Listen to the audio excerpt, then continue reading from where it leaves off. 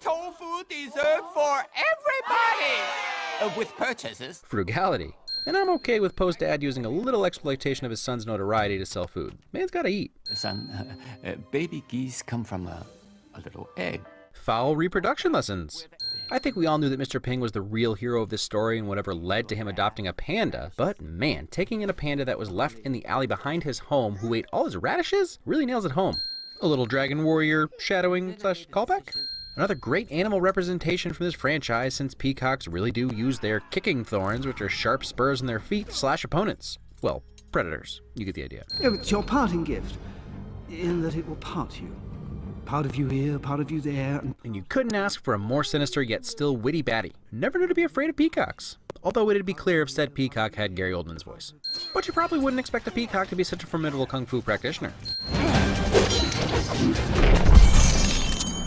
Fun little metaphor for what's about to happen. Shen may not be the kung fu master, so Master Rhino can use his size and strength to his advantage, whether he's a kung fu master or not. Then Shen flips the script with the ultimate show of power.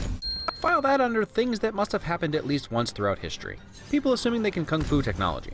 Fake mantis in a cage shadowing. He'll be back before you can say noodles.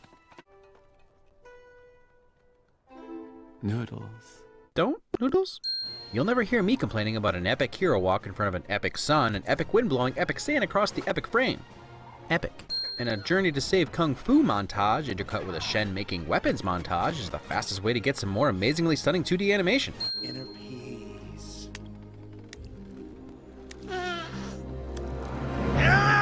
Never has there ever been a better representation of what it feels like to try to make yourself feel peaceful. Serenity now. I used to punch the ironwood trees by the palace. Punch the ironwood trees by the Jade Palace, slap the fabled slapping tree of Gongqing Forest. Why is Kung Fu Panda always setting me up for How I Met Your Mother references? Something that one of my super smart fans pointed out in the first film is how great it is that although the animals are anthropomorphized, they kept them looking like animals. No human femalization in physique or mannerisms. And that's a definite win. If you continue on your current path, you will find yourself at the bottom of the stairs. Prophecy win. Isn't that the guy who hammered you in the face? Helpful observations. And now I see where Sam Fisher got his moves. I love that that pig just stares. Passive neglect like you treat a deranged person. Pretty good martial arts style. Mastication meets defecation. Sometimes you just need to eat, chew, digest, and then evacuate your opponents. I mean, especially if you're an animal. You could say it's for comedic effect, and it is. But it's also a consistent part of the story that just because Po is the Dragon Warrior doesn't mean he's the best at anything. Or even decent at some things, like stealth. But he's still alright at some things. But if we stand up to Shen, he will turn the weapon on the city. Not sure what you expected from the Allstate Ox. He's got to set an example. You guys see that? It's called being awesome. Accurate. With the spare for dessert. Let's talk about how the makers of these Kung Fu Panda films like to cast martial artists like Jackie Chan in their animated Kung Fu films. Martial artists for whom English is a second language. Honestly, it's a pretty smart move. Somehow, even Jean-Claude Van Damme's voice gives the character's authenticity and the story credibility.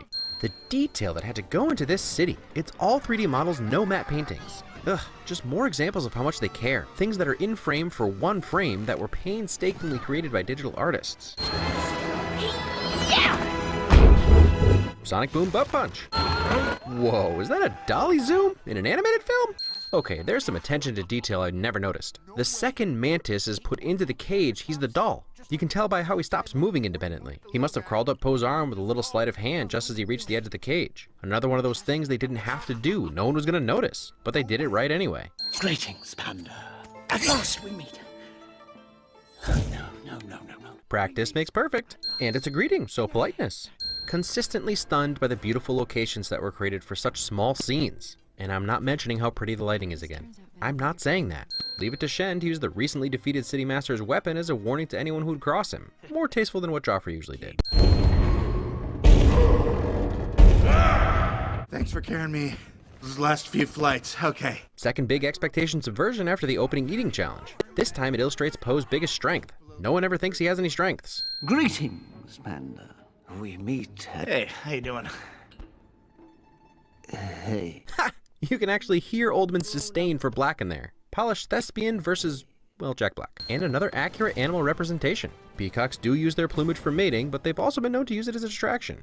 An invigorating action set piece, starting with cannonballs being shot at them, then flaming arrows, and then they ingeniously use the falling tower to catapult themselves over the wall to safety. Fun example of being outmanned, outgunned, and still finding a solution to victory. It's kind of the mythos of Poe's life. The year of the peacock begins now. Right now? Because it's the middle of the year. You see, it's funny because Gary Oldman is a British actor, and so like the whole year of whatever Chinese calendar wouldn't really matter. I mean, or like have the same meaning, but like they're in China. Oh, you get it. I wouldn't necessarily say that Gary Oldman is a peacock the way that Dustin Hoffman is a red panda or that Jennifer Goodwin is a bunny, but the creepy, wide-eyed crazy does fit his personality really well. Wait! I have to go back. Was that like the kung fu equivalent of breaking wind? Wait, no, it wasn't supposed to be a fart joke. Tigers, no! Attack hugging. Michelle Yeoh was such a great cast for this part. She can always do wise and thoughtful sage, but she never sucks the life out of the room by also having some comedic effect. Ha! That's the walk with Tai Lung's face smashed into it from the first movie. Looking for me? I said that too soon, didn't I? Terminator 2 reference and tension subversion. Anti-Stormtrooper tuning fork game, which I need to point out is an appropriate piece of metal to have been stolen from the musicians in the beginning. Your parents didn't love you. Ooh. What kind of actor could deliver such vitriol and still always be a win, you ask? Gary Oldman. Stop fighting. Let it flow. The entire premise of Poe starting to remember things might feel like a narrative crutch, but in reality it all makes sense. None of this would have surfaced in the first film when he was so focused on becoming the Dragon Warrior and overcoming his issues from that film. Now that he's found some confidence and has friends who were and still are his idols, his brain starts showing him flashes of the past. And of course, visual cues are going to trigger his memories. And it makes sense that trauma, especially head trauma, would do the same.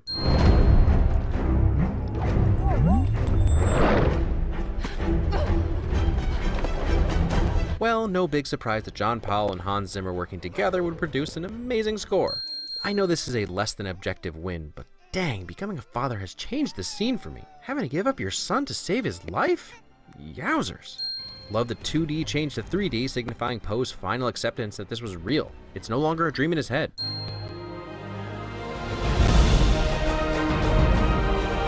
And the score and visuals never fail to make you feel some emotion. Dang it, I forgot how good this movie is. You guys were right to keep pestering me about it. Of building up momentum by seeing images from your past, realizing it was all possible because of your mother's sacrifice montage is the fastest way to get me all hyped up. A panda stands between you and your destiny. What? Yes. Oh, so good. Reality win. And even more reality. That's her freedom! Sniper! Weapon of death! The way Jack Black delivers those lines. It's like he's still a fanboy, geeking over the five and showing off that he knows the moves, whether he's making them up on the spot or not. It also gives each member something specific to do while still being an epic showcase of teamwork. Step 1, free the five. What's step 2? Honestly, I didn't think I'd make it this far. Honesty. Count! And a signature kick split from Van Damme. Good stuff. Chifu! Yep. Some people have an elegant way of doing things. Others have other ways. Spoke too soon on the geeking out. I love this movie. Yep. Fire! No. Standing up for what's right. Yeah, the whole inner piece water droplet control thing had a practical application. Kung Fu can stop a cannonball. And I love that the cannonballs change from red to yellow as if he's diffusing their malice as he redirects their energy. Ha! Goading, but in a healthy competition sort of way. See, that's the thing, Shen. Scars heal. No, they don't. Wounds heal. I'll take medical lessons from Gary Shendon anytime. Shen gives us one last illustration of meeting your destiny on the road to avoiding it, and letting Shen be the instrument of his own destruction plays right into the theme of these films. And I applaud them for not having them cash in on all bad guys are actually secretly good, since they set up the opportunity for that earlier. My parents hated me. Do you understand? They wronged me, and I will make it right. They loved you. This was his choice. He chose this path. But even still, this last conversation between hero and villain is exactly what we love about Poe. How did you do it? You know, you just keep your elbows up and keep the shoulders loose. Not that. That's the thing, Shen. Scars heal. He's not mean. He's still trying to help Shen. He's not making fun of him. He's just a sincere, goofy, big-hearted panda. I had a pretty good teacher. hug it. What? Why did he have to go and save China? I know why, but why? I don't think I gave James Hong enough credit in the last film. He carries this funny yet heartwarming scene all by himself. And in his few scenes, he conveys the love he has for his son and vice versa for Jack Black. I know who I am. You do? I'm your son. Well, probably another unobjective win having a son now, but that'll get you good. You got me, Poe. You got me.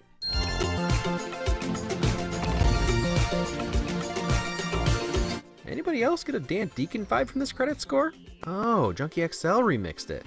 I guess just more credit to Powell and Zimmer for bringing him in. Anyway, even the ending credits give us Poe's journey from his parents to Mr. Ping and then some of the events of the last film. Not a frame wasted. Alright, I'm gonna go listen to Spider-Man of the Rings now. I can't say I wouldn't have been nervous as, say, the money person behind this film to give the reins to someone who only worked in the animation department in the first film. But man, was Jennifer Nelson the right call to direct. In some ways, she even surpassed the original film, but also picked up where that film left off in a satisfying way. Poe wasn't depowered, he didn't need to relearn Kung Fu or rebuild relationships with the Five. He's the Dragon Warrior, and these are his friends. Even Shifu carries his level of respect over from the first film. So where do you go from there? The biggest theme and main question this film asks is, Who am I? which is fantastic. Poe sort of asks it in response to the news that he's adopted, but it's fantastic that even the Dragon Warrior is still searching for his place in the world. Because power, status, even friends can't answer that question for you. And the great thing is that he accepts his call to adventure in search of answers, but really didn't need to go anywhere to learn what's actually important. I'm your son. And they managed to blend the story of Poe's origin with the End of Kung Fu storyline perfectly. A new villain with a new goal that affects all of China but still has some serious ramifications for Poe. Ah, my old enemy. Stairs. Well, more than that. Solid story and second outing for these characters. I know I already talked about the lighting effects. I was just completely mesmerized in this film. There's so often a bright light highlighting one side of the scenery and characters, and light beams shooting through or obscuring the images. It's like the entire film was made to look like it was shot during the golden hour. But in general, this film is brilliant looking. Every frame is like a Chinese painting come to life. Even rainy scenes that are supposed to be dreary and depressing are utterly gorgeous. Quick flashes of Shen's shadow in a red cloud of smoke. A camera shake as the wolves jump from roof to roof. And Poe fulfilling the soothsayer's prophecy by briefly turning into the yin and yang symbol. All pieces that added up to something truly breathtaking. Piece of what? I just told you. Another bit of visual storytelling is the contrast between the two camps set up in the beginning. The serene Jade Palace where Shifu and Poe have their talk is entirely green, blue, and filled with calming tones, whereas everything surrounding Shen is red, black, and harsh shades of charcoal and metal. The way the light is used in the first attack on the musicians is almost a clashing of the colors as Shen's wolves descend on the peaceful villagers. After the visuals, the next best thing happening is the comedy. Maybe a little more under the radar than the first, but Jack Black's presence turns most of the moments that could otherwise feel bland or even silly into hilarity. Tobias Fuke is always on. Isn't that the guy who hammered you in the face? It can be tough not to just hear Seth Rogen when Mantis is talking, but that doesn't take away from some of his better lines. At least we destroyed the weapon. Oh, no, he's got way more. And then Jackie Chan had me rolling a couple times too. Here's your New Year's gift. Hope you like it, because you can't return it. Return it! Return it! Even Gary Oldman had a couple funny moments in between his snarling. A little to the left. Perfect.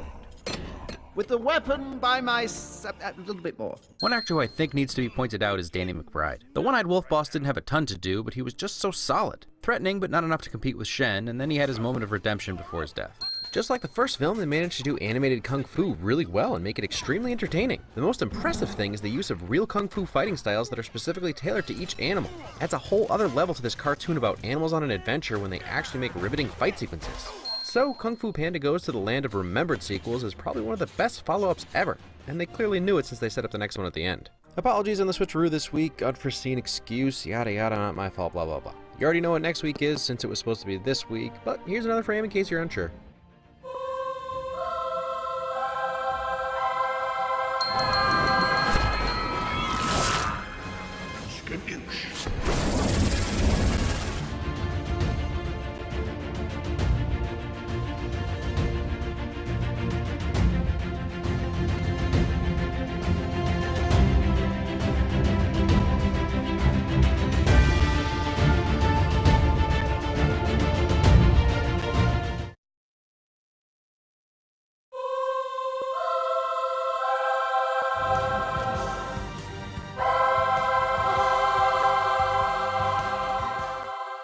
Megamind's space-style DreamWorks logo.